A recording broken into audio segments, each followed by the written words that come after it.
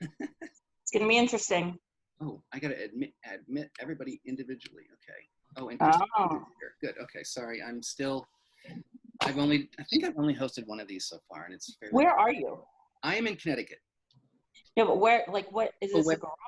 No. Oh, so I am. I have a green screen that my friend. I'm staying in friends in Connecticut, and he does a lot of Zoom stuff for work, and so he made on this big box. He made a green screen. And so I've been collecting pictures from wineries and making them into Zoom backdrops. And because I'm like, where the fuck? I'm coming there. So this is Chateau Clémence. It's the tisanerie up above the Shea where they dry the herbs. And this okay. is all nettles that's drying for gotcha. preparation. Yeah. Christy. Hello. Carrie's here. I think Susan's working. So there's a few people from wine.com who might need to just mute themselves and be quiet, but we're gonna play it by ear and be super casual.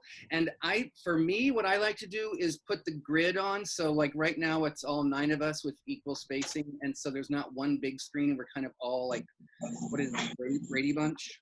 Yep. Who's Joshua W?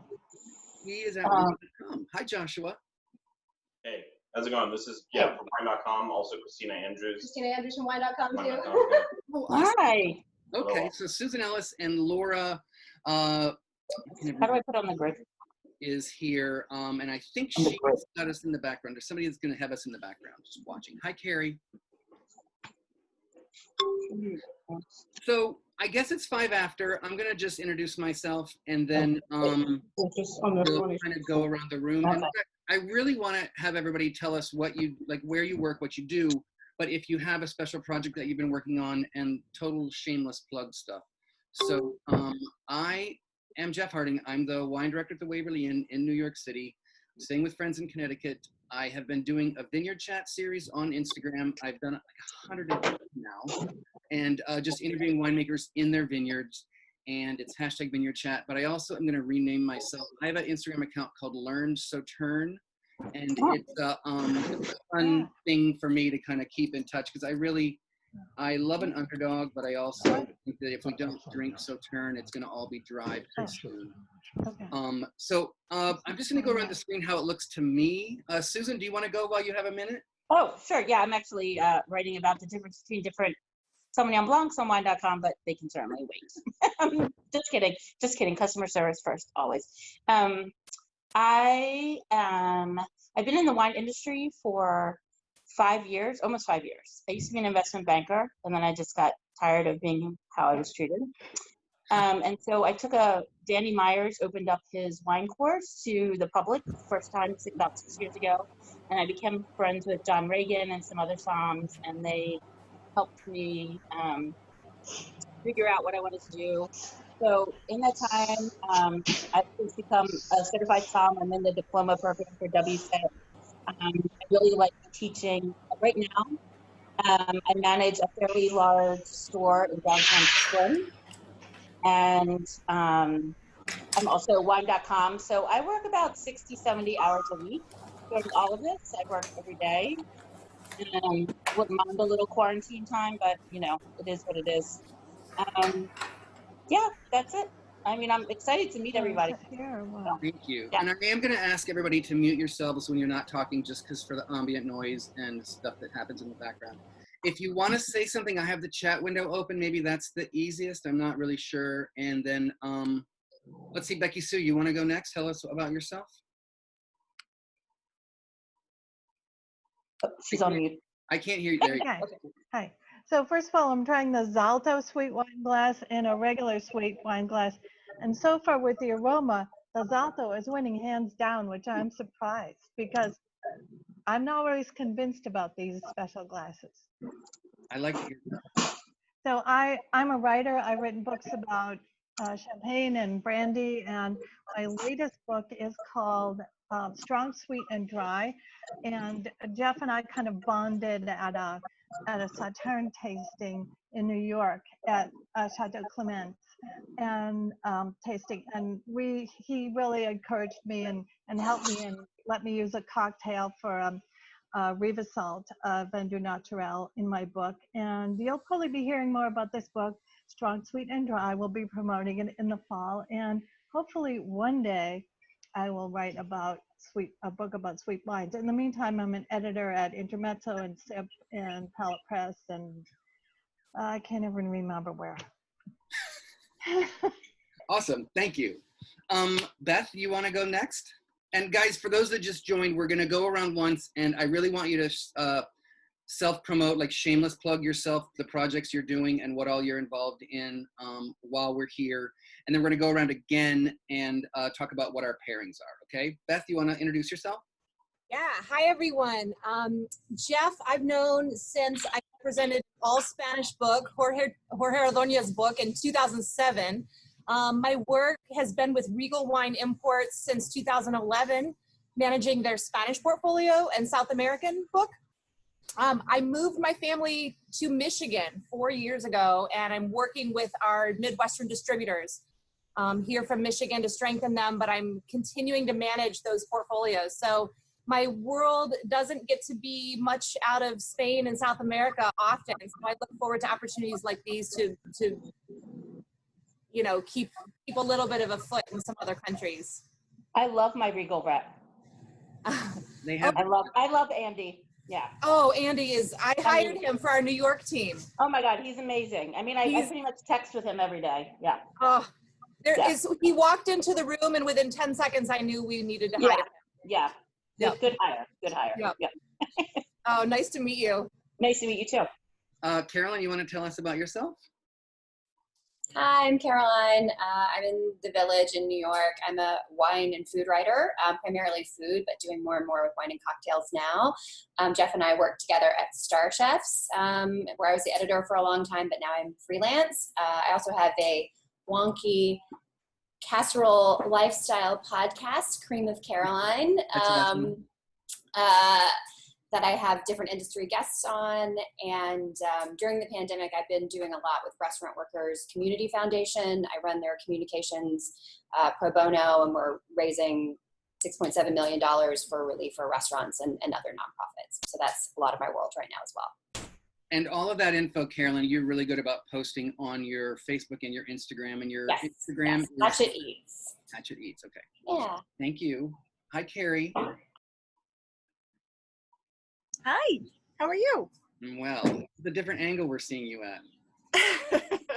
So I am, I guess, formally the wine director at Casa Libre. I have been out in Pennsylvania for the last 4 months,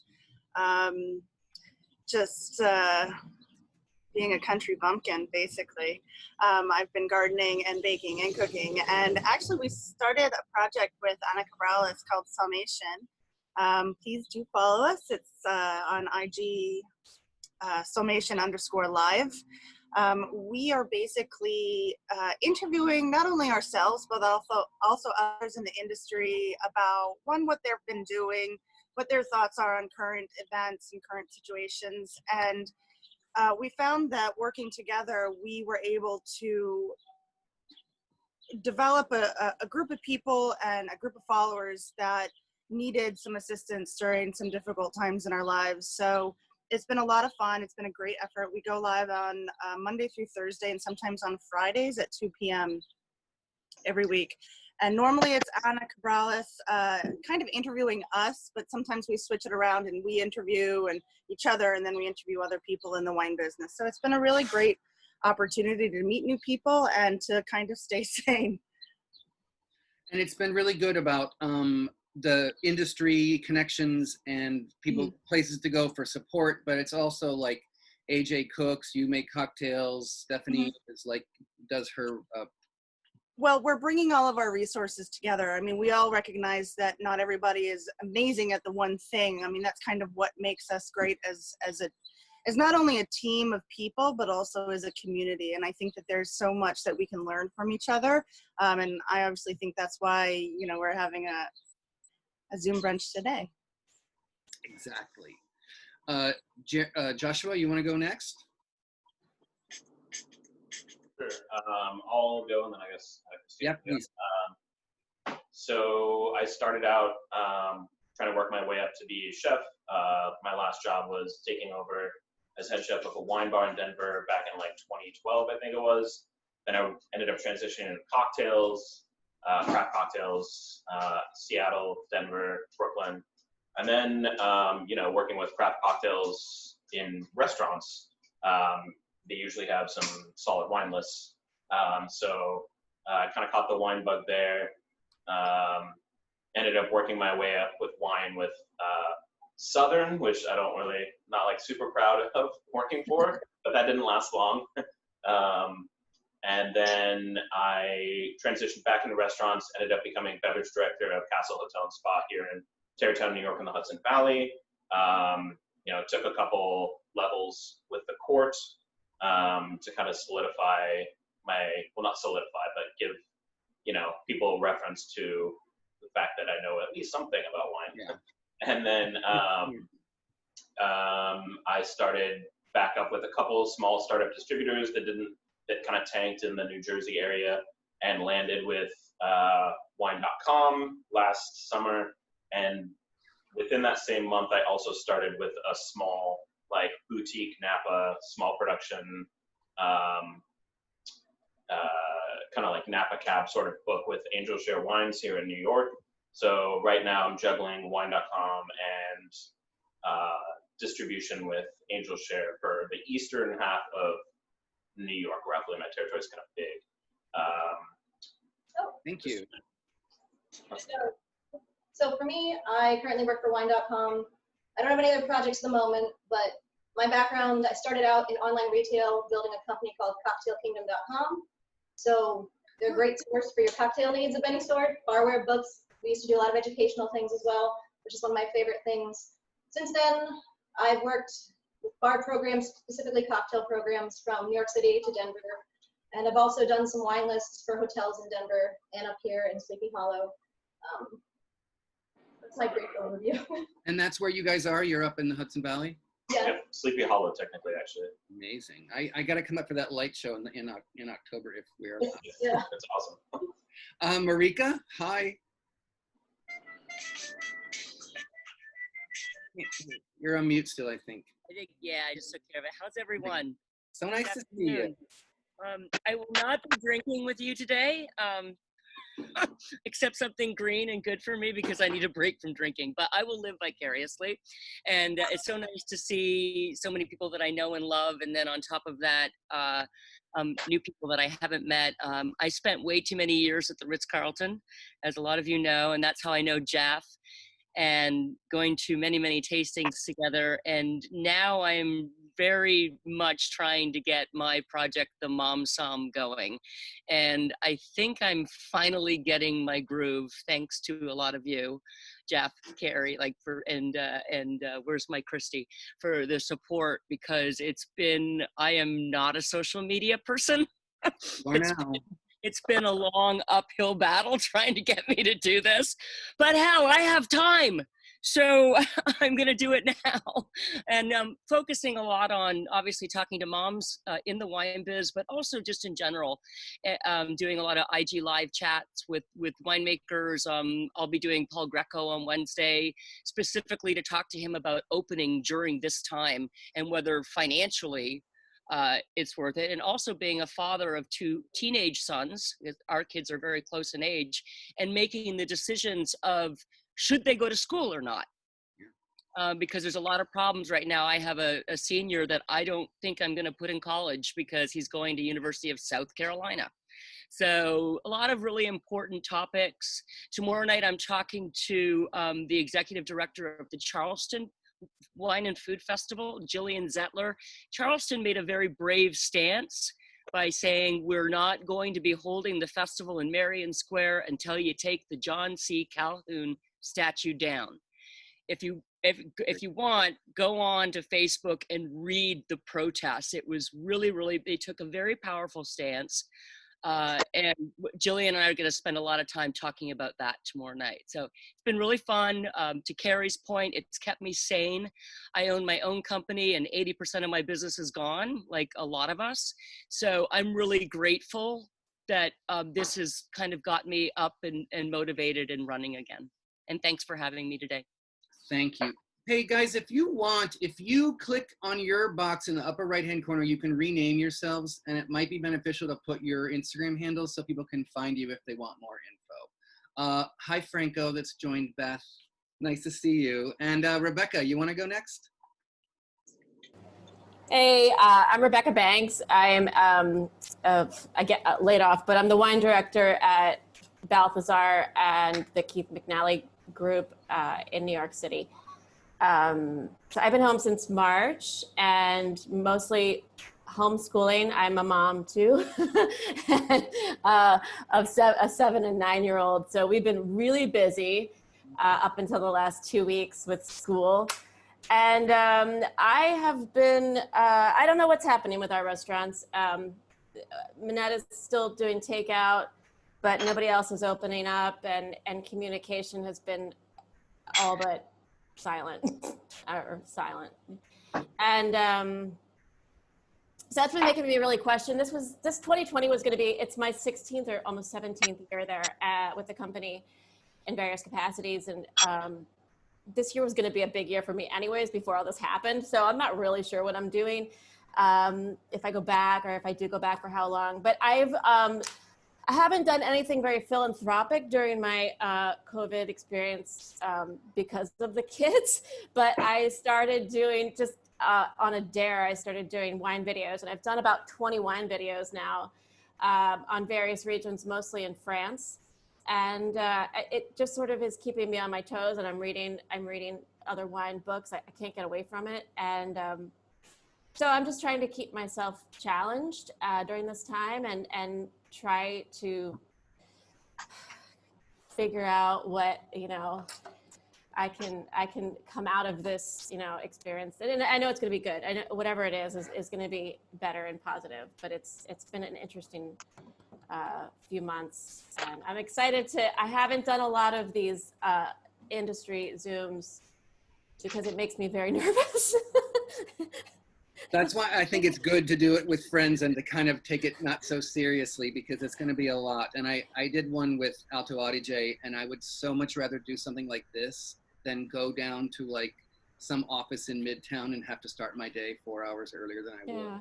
Yeah. So thanks, Jeff, because you're always one of the people in the industry that sort of puts me at ease. Oh, so nice. I couldn't say no. Thank you. I'm very good at that. Jeff is very good at that. Yeah. Good to see you all. You want to go next? Jeremy, you want to go? There we go. There we are. Hi, Jeremy Eubanks. Marquita, mute yourself, girl. On my hair. I'm Jeremy Eubanks. I live in Walla Walla, Washington, where I am embarking on a new project. I just took a lease on the oldest Camp Franc vineyard in the state that has been offline for about 15 years, completely abandoned, but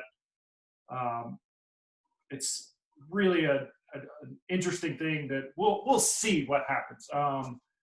It's unrooted and has not been irrigated for a long time and is alive, which is really pretty rare in Walla Walla. And that's what drove me to it, seeing this abandoned vineyard that was actually alive, because most of the places that you see are just dead if they aren't irrigated for a couple of months during the summertime. Working on some regenerative farming practices with that, and a little biodynamic dessert vineyard in my backyard. Meeting Castile was really inspired me with the regenerative agriculture thing, so I'm not going to plow at all. And because it was abandoned, I've got this really amazing bioculture that is just so diverse with animals and crazy amount of plants that I'm trying to keep as much intact as possible after getting rid of the blackberries that have invaded it. Background on me, I studied engineering in college, became an accountant for a long time, and came to wine via bartending. I was a bartender since I was 18, and someone gave me a old bartending book, and I started looking through it and learning all these classic cocktails, and they didn't exist. And it became a really cool passion just to, in my dorm room in college, like revive these classic cocktails. And then the classic cocktail movement happened. Managed to get myself in a fancy country club in North Carolina, and met a bunch of billionaire wine collectors there that started sharing wine with me.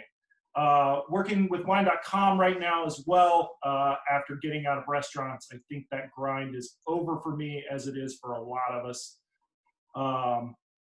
But yeah, that's what I'm doing. That's what I'm about. Really into finding spaces, especially for queer people like myself in the wine industry, that are freaking visible. You definitely see a big difference moving on to the wine industry side from the restaurant industry side with that issue. And it's interesting to blaze a trail and try to find your own space in a place that really traditionally doesn't have a space for us. So it's like finding your own way. And Jeremy is very kind. The learning curve at wine.com is fairly steep at the beginning, and he was very helpful and very kind about it. So thank you for that. Damon, you want to go next? Sure. I'm a relative newcomer to the wine world after 20 years in IT management and architecture. A failed restaurant project, a restaurant that never opened, led me to wine retail. I grew up with wine. I've been to wine travels over my years, but it's really only since 2018 that I've been working in it. I am wine buyer for a store in Tribeca, Broadway Spirits. And working in retail, I get to do what I want. If I feel like doing cocktails and spirits, I can go off on a tangent and do cocktails and spirits. If I feel like any particular wine region, I can really explore that region and really go down and develop it. I've been taking a liking to the cool climate wines of Australia and the modern expressions coming from Australia. So I've been doing a lot with that. And over the past several months, I've been working with the U.S. Wine Trade Alliance in fighting our tariffs coming from Europe and this wonderful administration we have. You've been very good at that. It's a lot to absorb, and I think that's where we met on one of those panels. Thank you. Marquita, I think you're cooking. Can you talk, or yeah? I can. I'm just chopping spices. Let's see. Who are you, girl? I'm okay. What should I do? What should I do? Tell us should I just who do you like are, this? and tell us who you are, what your wine game is, and what shameless plug do you want to give that your projects are I'm already wearing my shameless plug. This is my first Sunday shift from home at Red Hook Winery. So I'm wearing my Red Hook Winery outfit plus pajamas on the bottom. So I'm very happy to be here. I've been in the restaurant industry since 1991. When I was definitely not a wine person. I was more of a Zima and vodka cranberry girl. And I've been working in wine exclusively since about 2002. I'm a retired dancer, which is why I'm a wine person. And right now, I am the head sommelier at Chef's Club, and I work on Sundays at Red Hook Winery. I also pour for New York State wines. And I also pour for wines of South Africa. And basically, if you call me, I will travel and go and pour wine at any store or event for Angel Share. I also am a guest som at Waverly Inn by your invitation. So that means I have to study real hard in order to handle that list of fire that you have going on. And right now, I'm trying to get my wine blog started. My new mentor, Julia Coney, is helping me with that. I have a big meeting with her in a week Love Julia. Get to work, girl. So I'm very nauseous, like almost every day, and I can't hold it down. I am a native of Chicago and also of Evanston. Let's see. I'm a very slow chef, which is why things are happening back here. And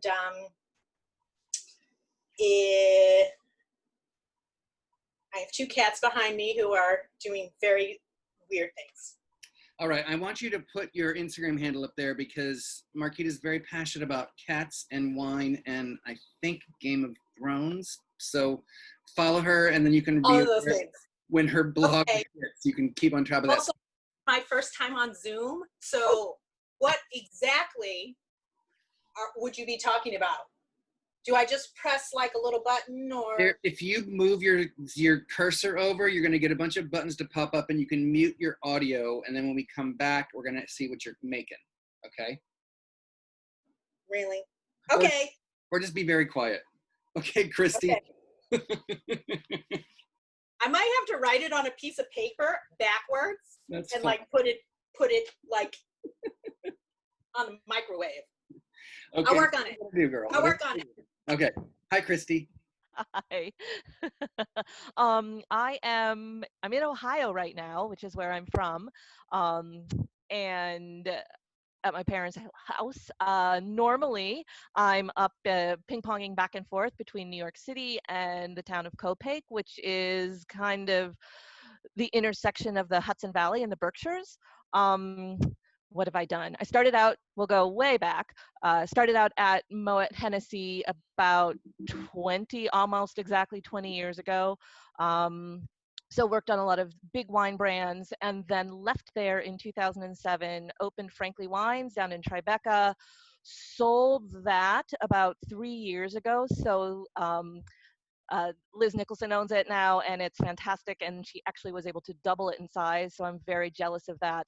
I like to keep my eye on what they're doing. They're doing cool things down there. But I now have, technically my husband has a shop up in the town of Copiague, which is kind of the middle of nowhere. Much different situation running a shop up there than in downtown Manhattan, but I kind of love it. I also do copy editing and some publishing work for Alice Firing's newsletter, The Firing Line, as well as do some work for the U.S. Wine Trade Alliance in terms of the social media accounts for all of the tariff work that's going on. And I also work for Wine Australia. So if anybody is interested in, aside from Damon, and learning more about Australian wine, and I'll be following up with you as well, I'm the person to talk to. So doing a lot of promotion about our new online educational tool called Australian Wine Discovered. So that's pretty much it. Unfortunately, I don't have a bottle of Sauternes to drink because I left them all back in New York. So I will be imagining what I'm eating and what I'm drinking, and I'm being very jealous as I listen to you guys slurp. Perfect. Mike, what do you got? Who are you? Unmute. What's up, party people? Hi, everybody. It is so awesome to see some great friends. Jeff, Carrie, Marika, Rebecca, Damon, and a lot of people I don't know very well. My name is Mike Papaleo. This is my wife, Maggie O'Dell. Hi. I don't have anything to promote because I've been shamelessly promoting myself my entire life. So it's no different than usual. I am the director of sales for Wilson Daniels in New York. I've been there the last 4 years. Before that, I ran a company called Banville, and we started the distribution network in New York and New Jersey. Before that, Marika was the #1 purchaser of Lieb Cellars in the country, I think, for at least, that 8-month period. I was so happy when he quit. I was so happy when he quit. There was so much Cabernet Franc at the Ritz-Carlton. It didn't make any sense. Can you imagine? Anyways, yeah, so, it's been weird, man. Like, it's been weird for all of us. We've been open the whole time because our customers are open the whole time, but we lost 58% of our business, right? So, like, 58% of our business, plus all the February receivables from all the restaurants that closed. And, you know, we made a commitment to our salespeople. We guaranteed them 2/3 commission through June. But then that got tough too. And then we have to make some layoffs. And, you know, you guys are all seeing this. I mean, it happened, unfortunately, in the restaurant industry quicker. But on the wholesale side, like, you know, we've had to make some very difficult decisions, and it totally sucks. And then also, like, how many people, I'll just say me, like, I've worked in restaurants my whole life, and now I got to sell to retail all the time. And as we all know, that's a whole different sale. Like, Christy, I love you, but like, it's a totally different ball game, you know, like going into great restaurants, whether that's the Waverly Inn or Casa Lever, wherever you're going, and sitting down and having a drink and chit chatting. That's part of the fun and the sexiness in this industry. And for the next 12 to 18 months, that is gone, you know, and it is tricky. So I am going to use the word pivot for the 50th time today, and we'll talk about how we're pivoting. But like, I mean, that's what it's all about, right? It's, unfortunately for the cities of this country right now, it's about the outer boroughs, it's about the country, it's about the suburban areas, it's about places with space, it's about people with, you know, the ability to have a second home and move their kids into other areas for school. And I think we're going to weather this for the next 12 to 18 months, and we're going to do our best, and creative people are going to reinvent themselves, you know, and we'll see how that goes. In the meantime, we did, for the first, until the protest started, we did 22 episodes of Drinking Your Samples, where I tried to justify my consumption of my own samples, because I was gonna drink them, you know? So I figured at least usually I tell 5 to 7 people about them a day. So at least post that. So we did that, and then the protest started, and then all these things started happening, and it just didn't feel right to do. So, you know, the world is fucked up, guys. I love you all. I'm happy to have this moment. It's great to see your faces. That's all I have to say.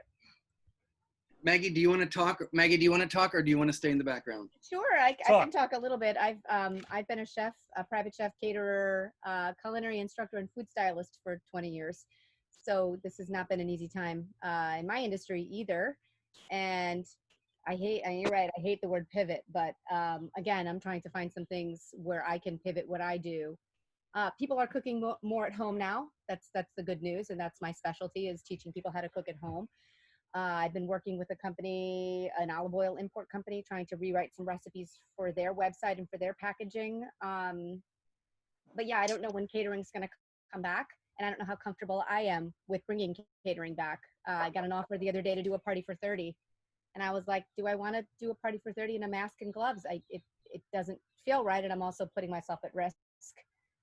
We have 2 little girls. I have parents in their 70s, you know, all the same stuff that we're all worried about. How much do you extend yourself right now and stay safe and keep your family safe? I'm not quite ready. And also I'm homeschooling. So, hey, homeschool moms. we have a few weeks off, but then it's right back in again. We don't know what that's going to look like, but likely I will be here monitoring Common Core math. So that should be fun. Thank you. And Mike, we enjoyed the Tasting Your Samples series. It was great. It was really good. Thank you. Thanks. Laura, you want to go next? Hi, everyone. So great to be here. I have the honor of knowing Jeff through wine.com, and Jeremy as well. Jeremy saved my butt on more chats than I can count. So thank you so much, Jeremy. It's great to see you in person. I'm in San Francisco. I came to the wine world through back of the house. I was a chef.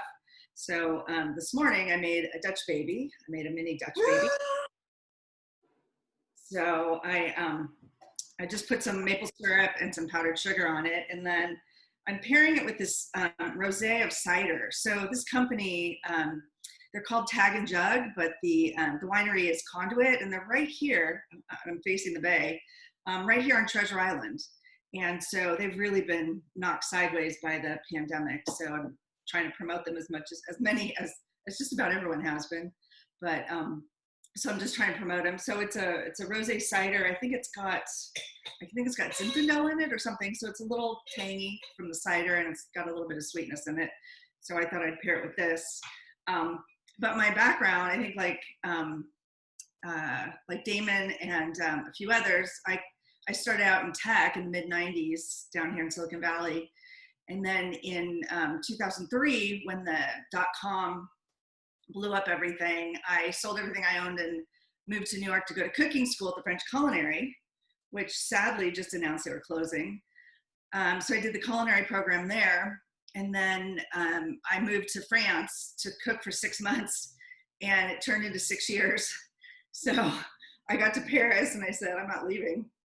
So I was under the radar a bit, but I cooked at the Cannes Film Festival, and I cooked on a lobster boat, and I cooked at the George Cinq, and I cooked at the chateau. I was the chef at the chateau where they filmed the Da Vinci Code, and I was there when they filmed the movie, which was pretty spectacular to see a blockbuster movie being in production. I mean, it blows your mind what goes into that. So I was there for 6 years. I came back, got back into tech, and still doing, 1 foot in tech, 1.5 feet in tech, half a foot in cooking. 2017, I quit my job, went and did my certified sommelier exam here at the French Culinary, but here in Silicon Valley. And then about 1.5 years ago, I started hosting Airbnb dinners here on the weekends. If any of you have seen the Airbnb experiences, you might want to look into it, because they've now pivoted, our favorite word, to online experiences. So you can do wine tastings on that, or I want to start ramping up with some cooking classes on there. So I did that for about 1 year, and then, in February, March, everything shut down. So I started doing Zooms right after that first weekend that San Francisco was shut down. I started doing Zooms every weekend. So Friday I do a cocktail Zoom, and I'd always try to get a local distiller on to come talk about the wine. And I'd have a friend of mine who's a fitness expert. He'd come on and show how to do fun exercises. Because I said, just show us how to do like bench pressing with wine bottles and kettlebells with that gallon of Tanqueray. Just make it fun, but something we can all do at home. And then on Saturdays, I would do a cook along. So I'd send out the recipes ahead of time, and then Saturdays at 4, everybody would log on and we'd cook, and then I'd pair it with a wine. So I'd highlight a local winemaker, another winemaker that'd been sidelined by all this, just to help promote the small little wineries that their business just dried up. And then I always try to have an entertainer. So I've had people from Beach Blanket Babylon and a couple of people from Broadway in New York. They would just come on and sing or play music or whatever it is. And then Sundays I would do a mom's brunch. So how to cook, how moms can cook. Because as you said, Maggie, it's like you're not only a mom now, you're homeschooling, you're shopping, you're doing everything times 10. So some tips and tricks and easy recipes that moms can do at home and ahead of time to help feed their family, make it easy and healthy, and something the kids would eat, which is always a challenge, I'm sure you have. So that's what I've been doing. And I took a break for a couple weeks because it was exhausting. I also I'm still in tech. I'm full-time in tech because that pays my rent. And I always say cooking pays the soul. But one of the things that just happened, it happened on Friday. I was written up in Forbes magazine in the food section about my limoncello. So it's posted on my Instagram, but that was probably the most exciting thing that's ever happened to me in my life. So I wasn't expecting it. I had just submitted a response to this reporter's call for stories, and she printed it. So that was pretty thrilling. So that's about all I got.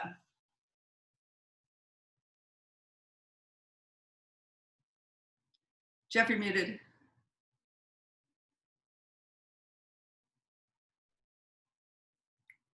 You're muted, Jeff.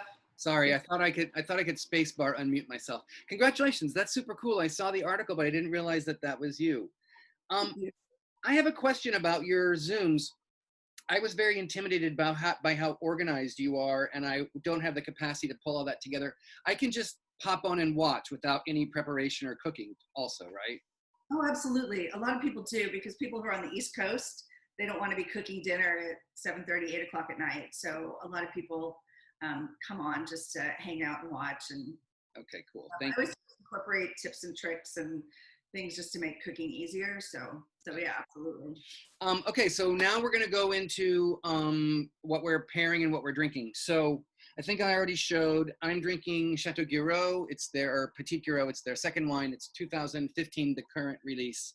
And I discovered second wines at a Fête de la Fleur event in Bordeaux where they greet you with aperitif, just a glass of this wine because it's bright and refreshing and you just drink it like an aperitif.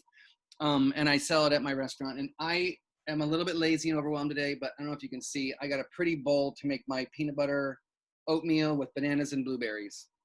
I think blueberries are a thing that when they're cooked, it becomes a red wine thing, but when they're not cooked, I really see them as a white wine thing. And I'm eating a lot of blueberries lately, so I'm into that.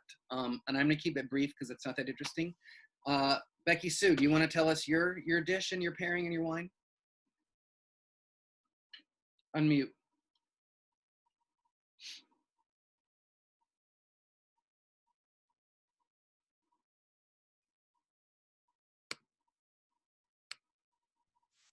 Okay. There we go. Okay.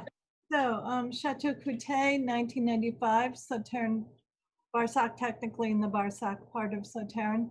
And probably a lot of you know the US rep Aline Bali because she runs around the US a lot. And they had a special in 95 and another year. And I've been waiting for an excuse to open this, and it's totally wonderful. It's fruity but minerally. It just bursts open. And oh yes, and shameless plug for Coravin, who actually I don't work for, but we're Coravining it in case we don't finish the whole bottle today or this week. So the apricot and pineapple, everything just bursts on your palate, especially as it warms up. And my husband, who is our local chef at home, made foie gras with caramelized orange slices and very local greens from the deck. Fancy, wow. Thank you. Okay, I guess I muted everybody by mistake somehow. I'll say, Beth, you want to go next? There. Sure.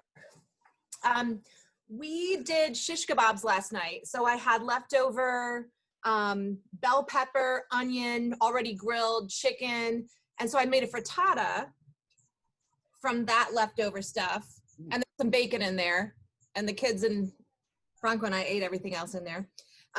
So this is Tokaji, about 4 months open in my refrigerator, 2011. We've been tasting that along with the cream sherry, Michaela from Bodegas Barón in Sanlúcar, but these are from the, and then Fritz Windisch, we popped this open too. This is a 2005 ice wine. And then from the Mission Peninsula in northern Michigan, this is a great winery, St. Ambrose. They make mead as well, but this is a late harvest Riesling, 2011. So everything's tasting really good with it. I mean, we've got the bacon, so there's obviously the sweet and salty, but I put a lot of green bell pepper. So there's a nice like vegetal base as well that's holding up, I think, best with the cream sherry. Okay. Really rich. The 2005 ice wine is so rich. That might be my favorite. It's your favorite. It's the sweetest.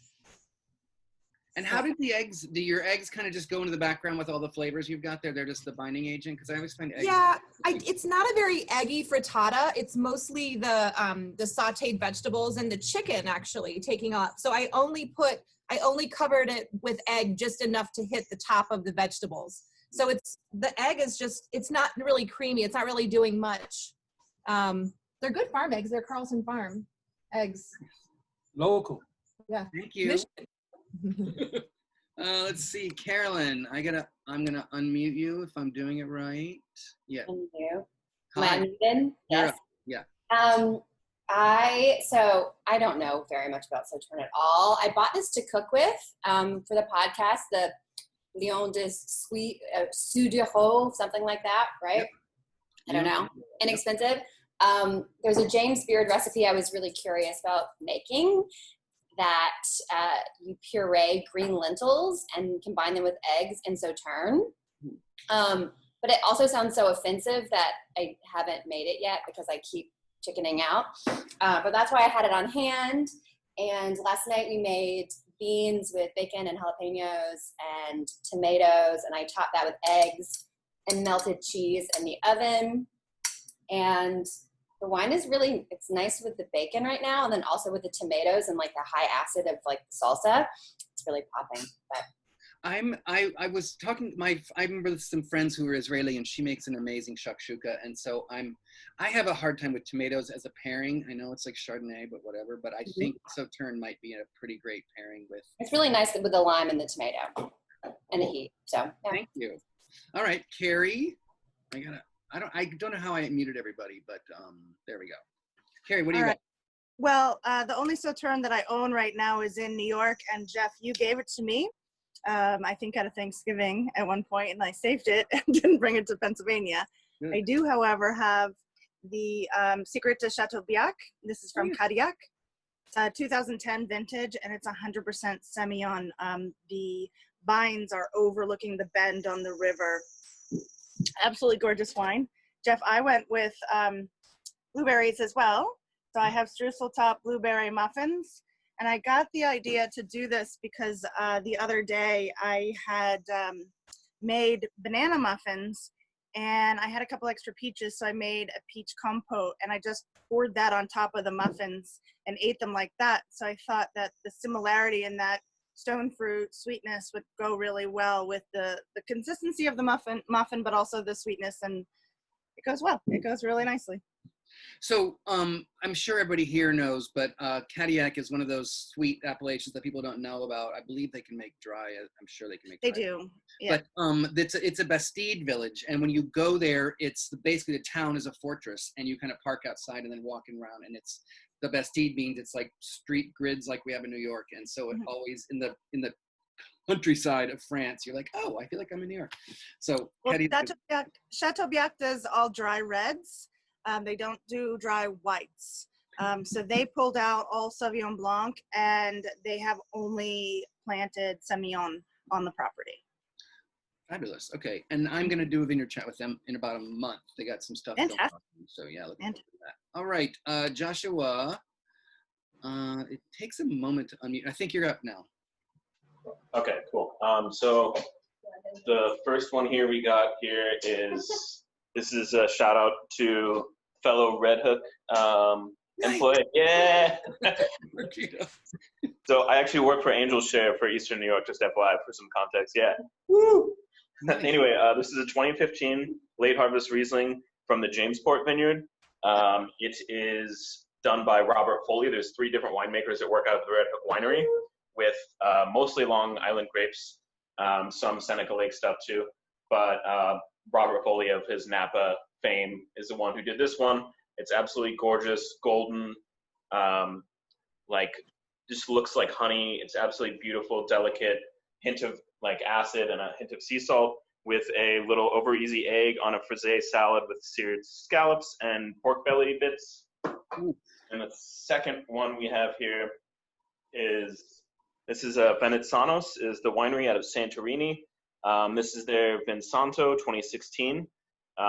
It's mostly Acertico grapes with a few other local varieties that I don't know if anyone would know, and I really didn't know either. It's pretty rich, golden. The grapes are left to sun dry for like 2 weeks, and then they naturally ferment over the course of about 2 months until the fermentation naturally stops, and then it's barrel aged for about 2.5 years. Nice, rich Vinsanto. That's going with a cremini and shiitake roasted mushroom pizza with a bunch of arugula on top. And yeah. And the pairing works? Yeah, beautifully. The roast from the mushrooms with the kind of richness of the Vinsanto, a little like fig notes too on there almost, that kind of added to a little bit of sweetness with the arugula, bitterness, kind of helped really nice balance. And because of how light the salad is, the and the bitterness and the frisee and the zest of the lemon dressing really worked with the sweetness of the Riesling. The Riesling's pretty light, even though it's got like a rich texture, but it's light on the palate, I would say. Fabulous. Does your partner want to say anything about the pairing, or? I figured I'd just let him talk, but I do feel like this one has a little bit of like salinity in it too that goes with the scallops pretty nicely. Just sort of accents the. I hadn't thought about scallops, but I think depending on the preparation, that could be a pretty awesome. I mean, clearly it is, but that's a. It kind of goes nicely. Yeah, I love it. Awesome. Thank you. Marika, while I unmute you, get yourself. I think you said you don't have a sauterne, but you want to talk about anything, Marika? I'm having something really lovely and green. It's not pretty at all, but it's much needed after way too much drinking. Okay. So I'm going to be the unfun one at this party, but I'm learning lots. I love sauterne. I do. I just need to take a break every once in a while. So is that like a smoothie that you're having it for breakfast? So it's really more of a detox thing. It's like kale and pineapple and all sorts of good yummy stuff that I'm actually having with turkey bacon. Yeah, that makes sense. Yes, I'm taking a break, but I'm loving all these pairings, and thank you for letting me be a voyeur. Thank you. All right, Rebecca. There we go. You're up, Rebecca. There I am. Yeah. Carrie, I was thinking you should have some scrapple with that since you're in Pennsylvania. I dare you. It's just like foie gras. I was going to have foie gras and I opened up my container and it had gone bad. So I guess you can't keep it forever. But I'm doing Chateau de Saron. I have a half bottle, so that was perfect. I'm not corvetting this because it will not last long. It's a 2009, so Saron is near Barsac, so it's north of Sauternes, across the river from Kediak. I think it's become more popular in the last few years as Sauternes gotten more expensive. This is great. This is like 90% Semillon and then 5% each of Sauvignon Blanc and Muscadel. This is a wineberry wine. I think I visited here maybe the last Vin Expo we visited here. Really beautiful stuff. They also make Grave dry wines. They make some red. I don't know. They have a few different things. So it's still pretty young, but it's got a little color on it. 2009 was, everybody knows, was a very ripe vintage. So these wines are big. Honestly, I would pair this with like roasted chicken or something. But I also went with the egg option. So I had this little mini pan and I had some mushrooms and onions that I sauteed in olive oil. And then I threw in an egg, scrambled egg, and some goat cheese because I like that salty cheese with the sauterne. And then I've got some cucumbers and then some raspberries from my backyard. And little carrots. I've been replanting all my carrots because, you know, why not? So, and I get it, actually the top tastes just like parsley. So kind of like a poor man's parsley. Anyways, I hadn't thought the saltiness of the goat cheese is a really good thing, especially for like a brunch. That's a really good bridge component. Yeah, I'm not a big fan of blue cheese, which is a natural pairing for sauterne. I like sort of alternative pairings. I love the bacon idea. I love the scallops, especially with a young sauterne would be really, really great. But when they get older, you can really pair them with roasted fish, roasted meats, you know. I got to tell you, I have an aged Manchego right now, and it's fantastic. But it's the acidity, the high tone of the cheese is like primo. I like that. And a lot of us buyers think about, you always want the old sauternes on your list, but I got to say, I think the young ones are a lot more fun to drink. They're not as serious. I mean, like you said, Rebecca, the big ones might have, or the old ones might have more pairing capability, but I like the young ones too. Oh, the young ones are great because you can actually, they're not so sweet and cloying, and you can pair them with the meal. They don't have to just be a dessert wine or an aperitif. I've been to dinners where we take sauterne all the way through from the appetizer to dessert. So it's definitely doable. Lobsters, things like that. Yeah, we have have a great program by the glass at Balthazar. We've always sold a very young one by the glass, an aged one by the glass. Of course, we have ECAM and all that stuff.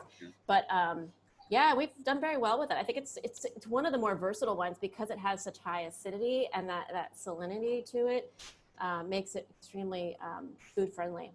I love it. Thank you. Marquita, I unmuting you. I think you can talk now. Oh, no. There, Marquita, I think you can. No, shit.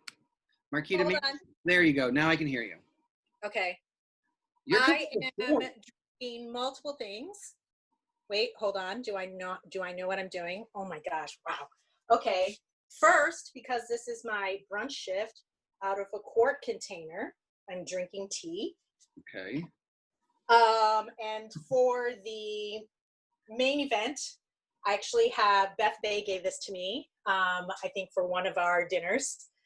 This is a 2005 Mombaziac from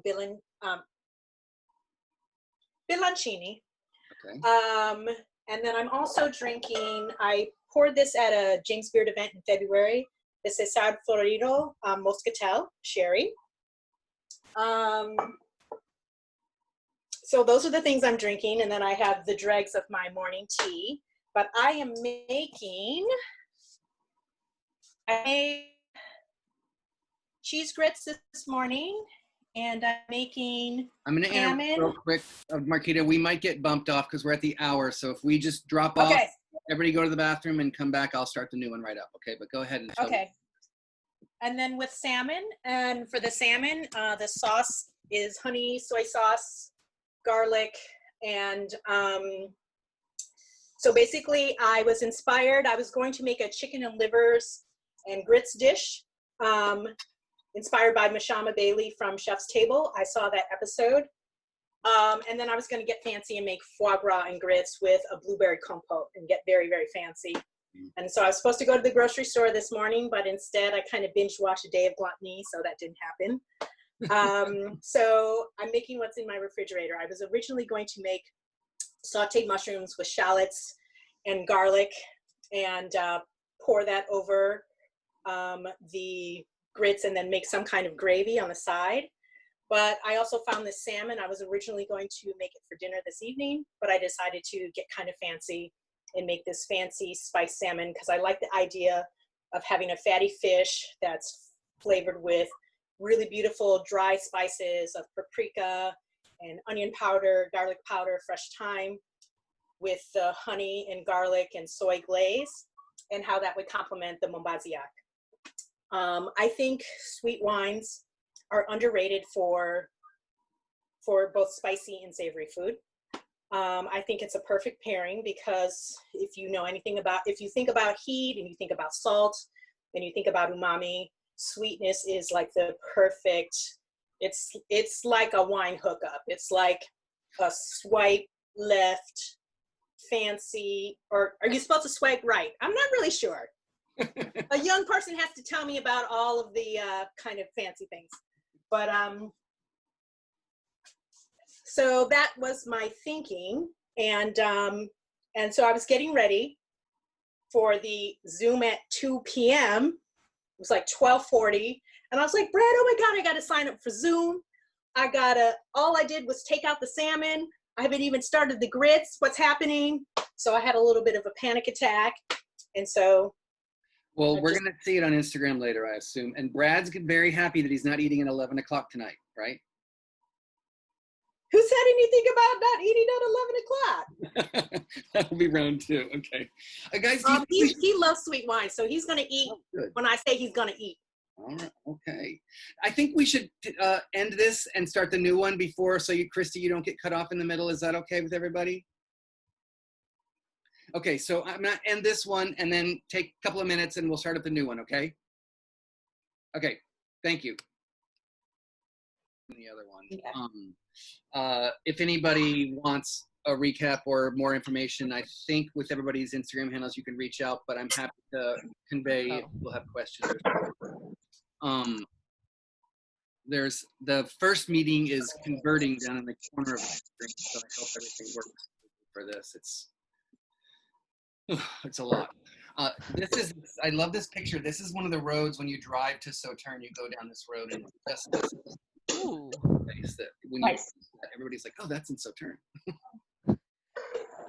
I think we'll wait a couple more minutes. And if I forget, I'm afraid I'm going to forget somebody because it's in a different order now. And so if I do, don't be shy about standing up for yourself and saying, hey. I guess I might as well start if people have questions. Krista, you want to go ahead and tell us what or you don't have Sauterne with you though. Did you make it? I don't, but I pretended. I have a pretend dish and a pretend Sauterne. Okay. Have you done dinners though and had real successful like savory pairings? Because you're such a pro. I'd love to hear your thoughts on that. I mean, I haven't. My bottle would be a bottle of 2000. It's a half bottle of 2001 Chateau Yquem because I got it at Moet Hennessy. My boss raided the sample room right before I left the company and made sure we all got our little Yquem allocations. So I've had it like just here and there, but not like a formal dinner. But I would love to do it. Like I've done all Scotch dinners, which are amazing, and I just think an all Sauterne or all sweet wine dinner would be just delicious and sort of really showcase. I mean, you do it with Riesling, so yeah, you can do it with sweet wines of all different scales. I just wish consumers were more open to this because I think we're all down with it just because we see it for what it is. But so many times consumers are just like, oh, it's so sweet. And I'm like, you know how much sugar is in your margarita or your Mountain Dew? And these do make good drinks. And the reason barbecue sauce and even tomato sauce, is sugar, there's sugar in everything. It's like, that's why things taste sweet or taste delicious. And it's a shame. But okay, Jeremy, you want to tell us about your, did I mute people? No. I have my my pairing, my imaginary pairing, which is very simple. It's just a piece of this is all theoretical. So it's a piece of rye bread that I theoretically made myself. So it's very fresh. It will actually rise because it's pretend. I will toast it. I will put on a little bit of really good butter, a little bit of this mango chutney that we have that we love, and then thick cut bacon or actually scrapple, given that we're talking about scrapple, just to give it a little bit of like a savory, greasy kind of character. And I think that would be what I would have, just a couple pieces of that. I once was having a conversation with somebody about foie gras, and because I don't know that it's such a classic pairing, but it still kind of confounds me. And the best explanation for me is that they're just such concentration of flavors. That's why Doritos go with Sauterne, and because it's such a concentrate, or salt and vinegar chips, because it's such a concentration of flavor that I think that is actually what makes it work. Just little bites, like a shot. All right, Jeremy, you want to tell us about your wine and dish? Sure. Have a grilled cheese sandwich, basically. A little bit of DOC balsamic vinegar, some cherry tomatoes from the backyard, and basil as well. Washington State Mangolista pigs for that bacon. Paired with, didn't have any Sauterne, but did another sweet wine, the Alvear PX Solera 1927 in hand-blown Sophienwald glass. Shout out to my friend Ginger, got me these glasses. Yeah, and like this wine's so like just dark and concentrated with the bacon and cheese, a little extra sharp cheddar there, really cut through some of that syrupiness. But yeah, it's pretty delicious. I think just that little drizzle of balsamic on the bread really tied some of the sweetness together as well. That sounds amazing. Thank you. Susan, do you have a dish? I know you're working. Are you able to talk? Yes, I do have a dish. Yes, I am working. I mean, I just wasn't sure what to do, and I just pulled out what we had. But I have some endive and blue cheese, just sort of classic. Yeah. And then my Sauterne is a 2010 Chateau Roumieux Lacoste. It's a full-size bottle, which I did not carve in, so I guess we'll have to drink it. I was cracking up at the whole sample thing because as a buyer of a large store, I maybe have like 4 to 6 bottles a day, not by myself. Like obviously I'm sharing with staff and I bring home stuff from my roommate and our neighbors, but Jesus, like I have never had this much wine presented to me in all my life. It's really awesome, except then sometimes now I'm like looking and like I have like Malbecs and, you know, some other things that you got to get through. But yeah, for a store. So yeah, that's what I'm drinking. That's what I'm eating. And yeah, still working, wine.com. And it's finger food, so you can pop in and out. Exactly. It's what Michael, you want to talk about your dish? Sounds good. Oh, yes. Am I muted? I'm unmuted. I think I'm muted. I'm unmuted. Okay. I'll talk about the wine. Maggie will talk about the food. Perfect. So it's funny, right? Like, I don't know about you guys, but it's the sweet wines that tend to sit in my wine fridges the longest. Like, I think about all the companies I've worked for. Like, I mean, I've been selling wine wholesale since 2008, and all the good wines are gone. But somehow I have like some random Free Mark Abbey bullshit Riesling from like 1998, you know, sitting there. I crushed them all. Like, I went through all of them. So it's sad. It's wonderful. Doesn't matter. So we had a store that was sold across the street from our house on Long Island, and they're closing out all their inventory. So we got Sudero 2002 from across the street, and it's in the 750, which means that I'm taking a nap shortly after the conclusion of the Zoom call. Maggie, you want to tell us about the food? Well, whenever we think about brunch, Mike and I always imagine what brunch used to feel like before we had kids, right? And Mike was like, "What would we do when we were living in Williamsburg and we would get up at noon and like stumble down to Enid's for brunch or whatever? We would get fried chicken and waffles. So we made buttermilk fried chicken, and these are these little miniature Belgian waffles, super delicious. Living. Also, Marquita, Evanston, Illinois. What was that? Evanston, Illinois, represent. That's where I was born. Yeah. Yeah. I wanted to mention that earlier, but then I didn't, and then I forgot. Now I remembered. Evanston, Illinois. One of the things I also think that this is just a simple second wine, 2015 young. I opened this 2 months ago, and it's been sitting in the fridge for 2 months, and it's still stunning. Sugar is a preservative. And I don't think you need to be worrying about, I mean, people talk about Madeira lasting forever, but Sauternes, I have not had one go bad. Yeah, we're definitely not drinking all of this today. No That's way. Crazy. No, that's going away. Let's see. I think, Damon is on mute, and I already muted his picture, so I'm not sure if he's able to do that. So Damon, let me know. But Laura, do you want to tell us? Yeah, I can talk. Laura, Damon, can you talk to us about what you made? I don't have a Sauternes today. I picked up a Petit Giraud from the store yesterday and left it when we were having Nightmare Evening closing last night. And I'm currently eating more than my allotment of food for the day at Maison Pickle. Okay. But I wanted to talk about a savory pairing Sauternes that I had years ago at Restaurant Lincoln in Lincoln Center. Chefs sent out a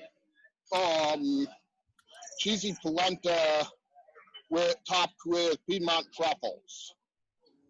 And Aaron Van Rock kindly came around and poured me a glass of 96 Ecam. And it was just an amazing experience. That's incredible. The mushroomy, truffly, from everything going on together, and the acid in the wine, just with all that creaminess, just killer. Unbelievable. That sounds awesome. Thank you. And Laura, I gotta say that you look like such a pro with your cooking show. You're just like the consummate pro standing there in front of the camera in the kitchen. I'm gonna have Laura go last. Everybody else talked about their dish, right? Raise your hand if you still have something to say about your dish. Okay. Oh, I have one tiny thing. Please. Because I'm done. Go ahead. Okay, hold on. So this is, oh my God, okay. Bring it in. So this is the salmon. Oh my God, I don't even know what's happening. The salmon and grits. Wow. It tastes lovely.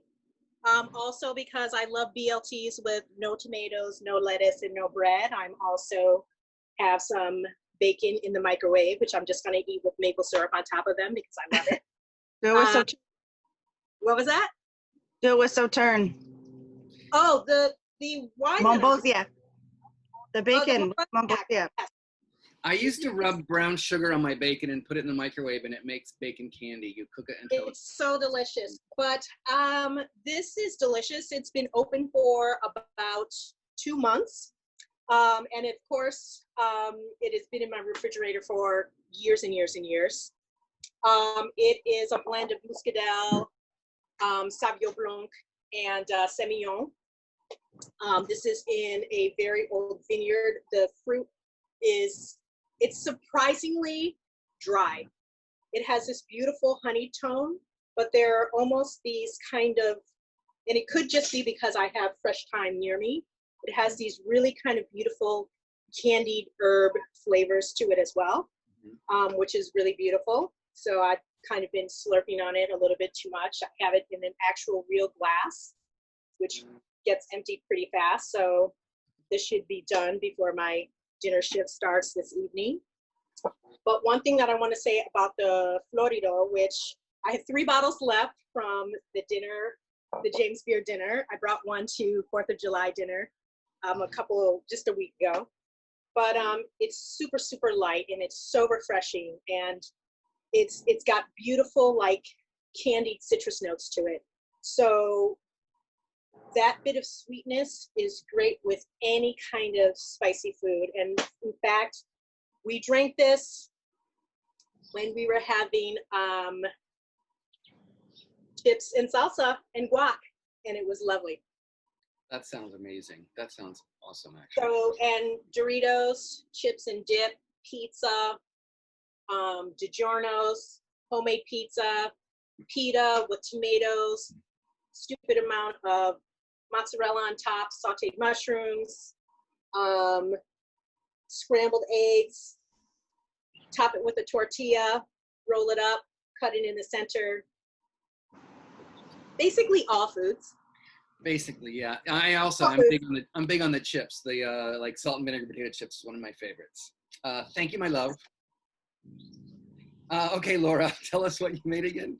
Well, I ate it, so this was a Dutch baby. I've been sitting here picking at it, listening to all of you talk about your incredible combinations. So it's Dutch baby, easiest recipe on the planet. It's milk, eggs, flour, blend it up, put it in a hot pan that's got melted butter in it, and cook it for about 15-20 minutes. And then you can make it sweet or savory. I was going to go savory, but at the last minute, I decided to go sweet. I've cooked, cracked some eggs in it and cooked eggs in it with bacon. I've done it with, the standard way is with fruit, so sauteed apples or put in some berries, that sort of thing. And then I paired it with it's called a rosé of cider, and it's from a company, a winery right here on Treasure Island in San Francisco, in the San Francisco Bay, called Tag and Jug. That's what they call their cider, and the winery is called Conduit. Amy Cray and her husband make it, and it's it's got the brightness of a cider, but it's also got a lot of stone fruit, peach blossom. So that's why I went with this. And besides, it was open, so that was the reason. But it's a cider, but it's got grapes in it. You have to explain that. Yeah, it's cider and grapes, and I think it doesn't say what grapes. I've been looking. I think she used Zinfandel, I want to say, but I can confirm with her and let you know. But it's apples and grapes. Okay. So, yeah. I'm trying to unmute everybody. I think it's gonna go. I don't know if anybody needs to talk. Just raise your hand and I can unmute you. But I think that's it of like the structured part. We can just gab and shoot the shit now. Anybody wants to talk about? Jeff, can we all send you our pairings, and then could you send that out to everybody? That would be amazing, actually. The specifics of what you made and the wines with it, that would be super cool, actually. And if you have pictures, there is not a Sauterne, a hashtag Sauternes brunch So I'm the first one that created that. It's on the interwebs. Oh, okay. So if you do post, and I think you all should, do tag it so people can see this. I have always wanted to do this with a bunch of somms and hopefully when some winemakers come to town. But I was telling somebody maybe earlier on here, but there's something about brunch, people are not afraid of sugar, and I think this might be a good way to introduce consumers to this. Hey, Jeff, I took a screenshot of the Zoom chat. Do you mind if I post this all on Instagram? No, I think we're all decent on this screen anyway, so yeah. I'm going to do it again, but I'm going to take my shirt off. I hope everybody's okay with that. Yeah, and I'm gonna put them on. I'm gonna put this on YouTube if that's okay with everybody. If you don't, let me know, because it's gonna be 2 recordings, just because I think it's super cool. I'm inspired by all of you guys' stuff. It's really neat. Awesome. Thanks for doing this, great. Jeff. It's awesome. Thank you so much. Oh, it's my pleasure. Yes, thank you. It gave me something to look forward to. My vineyard chat things give some structure to my weekdays, and the weekends sometimes you're like, ooh, what am I gonna do? Gave me something to look forward to. Come work retail. Well, Yes, come on. Oh, maybe knocking on the door. No, but Waverly is supposed to reopen the middle of August, so it looks like in about the first week in August, I'm gonna go back. Oh, great. We're going to be on the streets. We have room for about, I think, 60 seats outside, and maybe with the numbers going down, maybe they'll let us open indoors soon at like 50%, and hopefully, Rebecca, you can go back. I hope so. Yeah. We'll see. Yeah. I hope so. Nice. Yeah. Michael White's opening up Maria on Monday for outdoor dining. Oh, great. But do they have much sidewalk space? There's like a patio that they're trying to get approval for. So we'll see. I had a reservation at John George on Friday. Here's the biggest problem, right? I had a reservation. I was trying to do my part and see what was happening. But dude, with the weather, like it got canceled. Disgusting. Yeah, you can't eat outside. Yeah. And then I went to lunch on 30. Listen, I don't want to shoot on anything, but I went to lunch at like an account next to Keen's on 36th Street. And like, listen, the Holiday Inn Express is now a homeless shelter. Yeah. Right? It's disgusting on the streets right now, and there's exhaust pipes and garbage trucks going by, and it's July in Manhattan. It's tough. Oh, yeah. Yeah, I'm very lucky to it's tough. For sure. That's tough. West Village is better. West Village is an oasis. Especially where Waverly is, yeah. Yeah, totally. Yeah. I wish they would shut down some more streets because I feel like if there's no bus lane, they should be able to shut down, like Spring Street. Yeah. Why can't they shut that down? Or especially in the village. So what's the deal with Balthazar, Rebecca? They're talking about after Labor Day. Oh, wow. But they're definitely more on the cautious side of things. I would think Morandi would open because we already have outdoor seating, but we lost our GM. He went back to Italy. So I don't know. We lost a lot of people actually. I mean, not dead. I mean, they left. Oh yeah.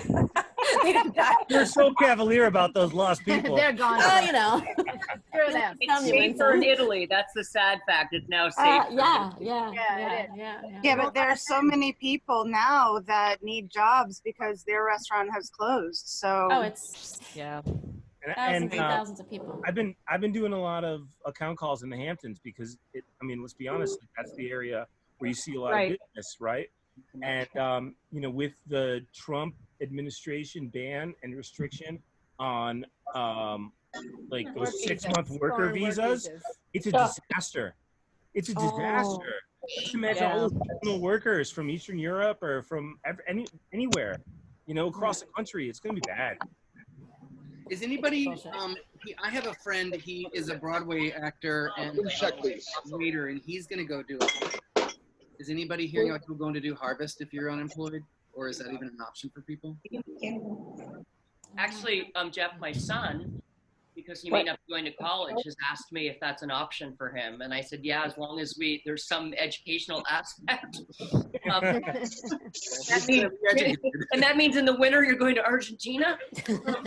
But yeah, I'm not sure about with me, but with him definitely we've been having that conversation because first of all, South Carolina is not good, and secondly, the school, when you're paying out of state tuition, the school is going to be doing half of the work online anyway. Right. And I'm not paying all that money so he sits in his dorm. Exactly. Not happening. Can you back out of it financially though? How does that work with college? You can cancel last minute?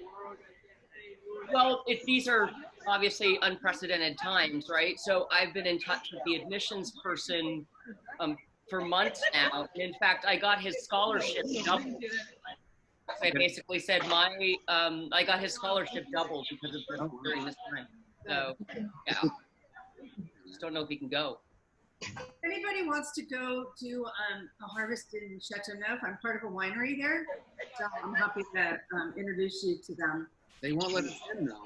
You want Right now. for a 3-week commitment, but it's a beautiful little winery. I think it's 10 hectares. All sorts of. I mean, I would think it would be. Are they going to let us there? Like travel to France? Not yet. I know. I don't see it happening before harvest, unfortunately. That's why I'm thinking California or even like Finger Lakes. Or Oregon. Like Caleb Ganser opened a pop-up up in the Finger Lakes. He took his whole. I know. That's cool. CVS? Is that with CVS? What is that? Yeah, company events for Naturel. I just read that yesterday. Oh, gotcha. Okay. Yeah. I thought I the was same like, thing. for a second, I was like, what? Is this with Dwayne Reed? What is happening here? Like, with the pharmacy? They're making a lot of money right now. They got to put it somewhere. Yeah. Whatever it takes. Anything possible in the new. Well, I'm not going to be offended if people have to go and close down, but I'm happy to sit here and chat because it's so nice to see all you friends. I want to, if I can, say hi to Beth, who I haven't seen in 10 years, I think. Right, I know. Yeah. How old's your daughter now? Like 11 or 10? 11, exactly. Yeah, I think I came pregnant to pour some wine for you. Oh my goodness, yes. At BLT Market. Marika, she's doing such cool stuff, though. You should have her on your podcast to talk about all this stuff. Yeah, I mean, honestly, I've got like a lot of podcasts to be doing with a lot of these people or lives because it's I mean, not just the mom thing, but there's a lot of stuff going on here. So it's at least there's no lack of material. Yeah. Right. Exactly. But it is good to just see. There's something. I mean, it's like having a dinner party. It's not as good as being in person, but you're able to get up and see. So we're going out. It's 88 degrees. Yeah.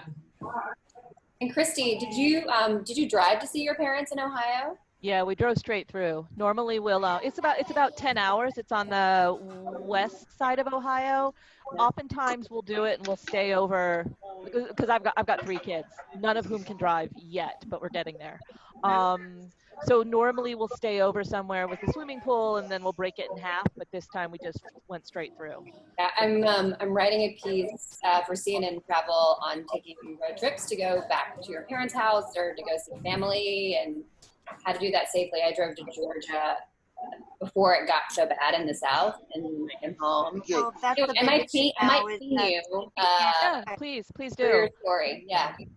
Yeah. But states like Pennsylvania are putting on quarantine restrictions, so it's getting even more and more difficult to go see family. Yep.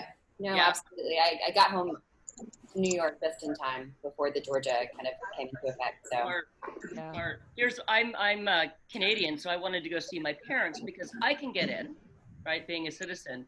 But my kids, I haven't gotten their duo passports yet.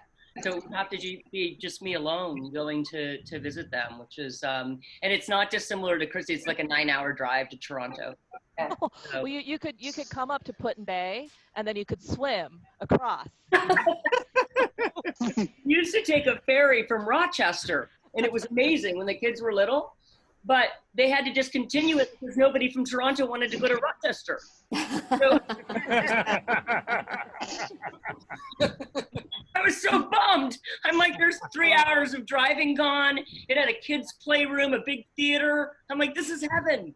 Yeah, it was. I mean, why would people not want to go to Rochester? It's the home of the garbage plate. And then also, there's nothing else, I guess. The snowiest city in the country. By the way, guys, the next Zoom is going to be, the Ritz just called me. They have all this extra leave Cabernet Franc. And they want Mike to host it. We still have it. I was talking to the food factory. Seriously? Yes. That was in 2009, Marika. Yeah. That's scary. That was 11 years ago because I started at Banville in 2010. They don't sell wine there right now anyway, so everything's sitting. But there's some stuff like that that's going to be, I mean, it's sad to say, but like when our Waverly Inn owners owned the Maritime Hotel, and so when they closed La Bottega, for whatever reason, this is like 4 years ago, I was able to buy some like Prager 2007 Gruner, which you never see, and I got it for like half of what they paid for it. So I had like, 10-year-old Gruner for 15 wholesale. It was unbelievable. Gruners and Rieslings. You guys know Stroud Kirby, right? You can't hold on to them, and yeah, so I'm sure there's going to be some stuff that is out there that you don't want to hold on to. Liquidating their list hard. I got some Montrachet for $18 a bottle from 2010 that was mispriced on a let's sell all our stuff list when the steakhouse is closed down. Yeah, I'll take all of that. Yeah. Exactly. Yeah. And Marquita, I have to have you on. You just made me smile this whole time. You're just a ball of. Is this Marika? Yes. Yes. Remember when we went out with Marjorie? Yes. This is why I'm detoxing. Yeah. I'm gonna post a picture on Instagram. Girl. Oh no, don't. Oh, it's so cute. It's so cute. Girl, I'm still drinking Pedialyte. Okay.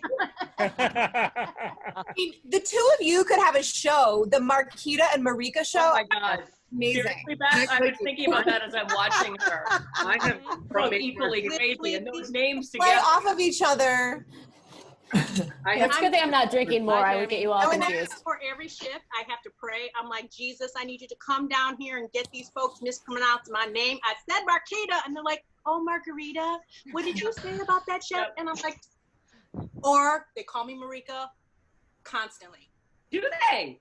Oh, they but call I don't me, mind it. I get Marquita, or my least favorite right now is America. No, thank you. America. Oh, thank you. Bye-bye. No, Canada in there somewhere. Yay, No, America. America. There was some real a couple of curmudgeonly articles out there that Marquita and I have promised we're going to do, I think, a Facebook Live where I'm going to be the crunchy old white man and she's going to react to the article as I read it. I'm going to bring this hot madonna. You can do it, but with little kids. So you've got little kids talking, but you guys are the voices. Or puppets. Or puppets. Marquita, in upper That's a right, great there's idea. You can hit a I'm grid about to beat bring and this you can collie twat swan rage. There's like an I app don't for even that know what actually. that where you is. can- It was hilarious. I'm gonna watch it. Yeah. I can't wait to see the Jeff and Marika show. Oh, 100%, 100%. Oh, yes. Marquita, in the upper right, there's a button you can click to say where you can see us all, like the Brady Bunch view. I think you're on. Wait. There's like a grid view, and you can. Yeah, click it lets that. you see everyone. The gallery view, right? Gallery Yeah. Or speaker view. Left. It's gonna transform your experience. Well, guys, I have to get back to my parenting. Thank you, Rebecca. It's been great. This was a nice break. It was good to see all of you and meet some new Rebecca, faces. Great to see you, honey. Great Yeah, to see you. love you all. Talk to see you, soon. Rebecca. Bye. Mine as well. Thanks, Jeff. Thank you for coming, Caroline. Thank you, everybody. This was really fun. Bye, everybody. We made Yeah, it. so much fun. Great. So fun. Thank you so much, Jeff. This was amazing. Thank you. It's good to meet my wine.com buds, too. Yep. All All right. right, guys. I think we're gonna go too. We've ignored our kids most of the day. I know. And That's what I do. Ignore them the rest of the day? Good to see everybody. probably gonna do it. Let's be real. We're gonna do it after I get off the phone too. But Okay. you guys, it was great. This is to see you. such a Good pleasure. to see you. Thank you, guys. Really good. Look, say hi. Beth. Say hi. Oh. He says, I want pizza. Oh, pasta. You're I'm gonna whip up some pasta. He has to say, show his big smile before he gets pasta. He has to show us a big smile. Just smile at everybody. Yeah, he's not having it. Aw. Yeah, I know. Mom, I need you Okay. back now, Mom. Go do your Yeah. thing, Beth. So good to see you, honey. Okay, oh. Bye, everyone. Thanks so much. This was All right. Bye, Laura. Pleasure to Bye. meet you. These are Everybody so wants to nice, get aren't they? I mean, it's so sad that and I'm lucky. I'm with friends in a big house with kids, and there's a life here.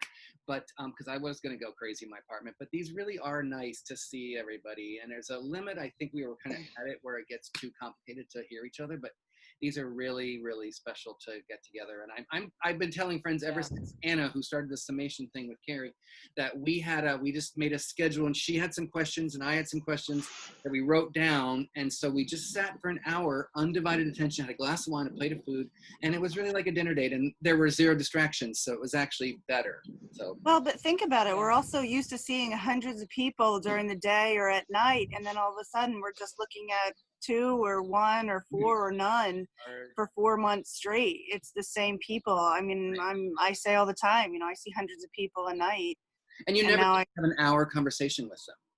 For me, it's the no travel. Like April, I would have been in 10 states. I thrive for that. I love it. So that's been really weird.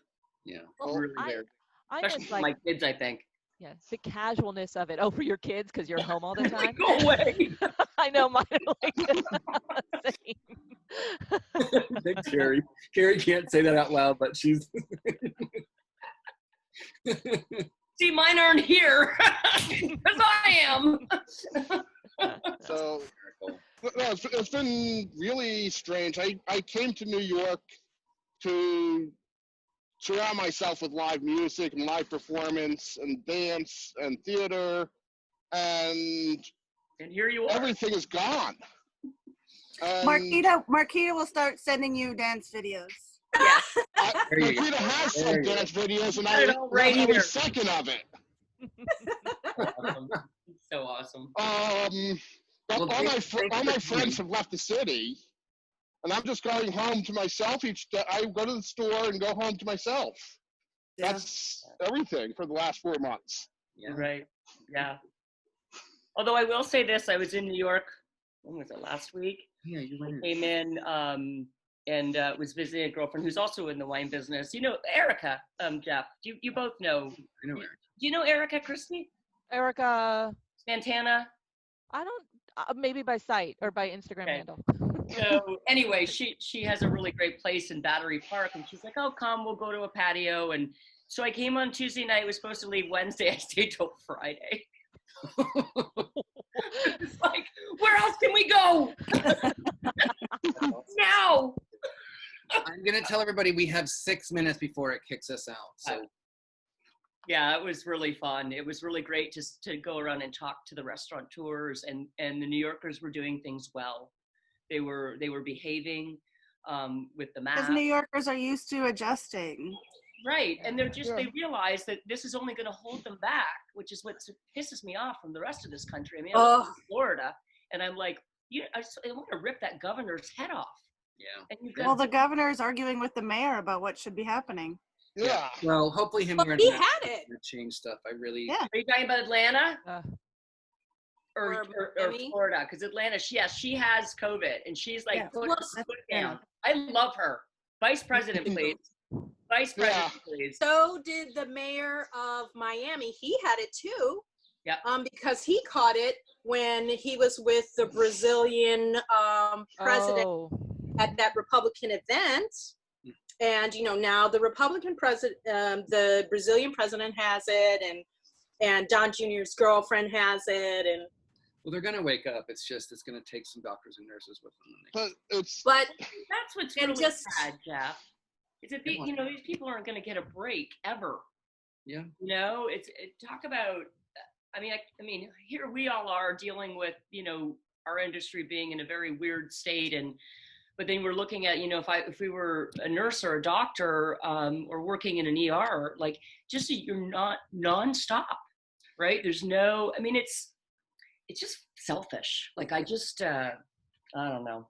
Well, and unaware. It's like we went through it in New York, and actually our numbers are actually going down and down, and we're doing great. That is, it's 0.6, and it's just the fact that they could see that and not do anything about it. It's willful ignorance, and it's costing more than them the price. So it's very upsetting. Yeah. I mean, I want to go visit my parents in Indiana, and I will not get on a plane and go to a state like Indiana until I know it's safe. They're in their 80s. I'm not even going to think about it.